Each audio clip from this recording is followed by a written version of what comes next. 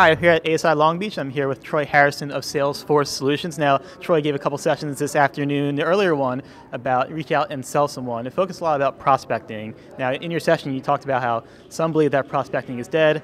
Obviously, you disagree, so why do you disagree? Well, I disagree for several reasons. Number one, I still see it work every day.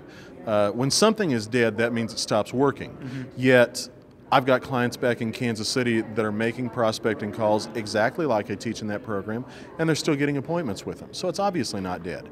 The reason people say prospecting is dead is severalfold. First of all, salespeople hate to prospect. Right. So if you tell a salesperson they don't have to prospect anymore, you immediately become very marketable to those salespeople. Yeah. And second of all, it's not fashionable to talk about prospecting anymore. It's much more hip to talk about social media and those types of mechanisms. Don't get me wrong, those types of mechanisms have a big place in the prospecting mix, but it's still no replacement for good telephone data-driven prospecting. Yeah, and I want to ask you about that because in your session you talk about some specific strategies. They say that they're repetitive, they're not glamorous, but they definitely work. So in terms of teleprospecting, what are some of those strategies? Sure.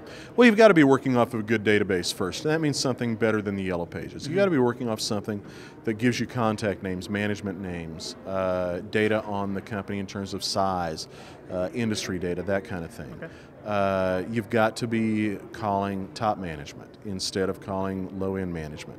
You've got to be using a good benefit or results statement when you call to get people interested. The core of the prospecting call is you are attempting to sell people not on your products and services, but on the value of having a conversation with you. Right. That's all you're trying to sell. Sell the appointment, not the product. Okay. Salespeople mess up and they have problems when they sell the appointment. Okay. And now, you did touch on social media in the session. You said that there are some maybe faults with it, but you also talk about how it can be a powerful prospecting and networking tool, specifically LinkedIn. So what are some of those LinkedIn strategies that you think are very successful? Well, first of all, I think anymore, even if you're working off of a good database, I always search LinkedIn first every time before I make a call to see how many steps there are between me and that contact. And if there's only one, I won't make the cold call. I'll ask the person who's the intermediary for an introduction.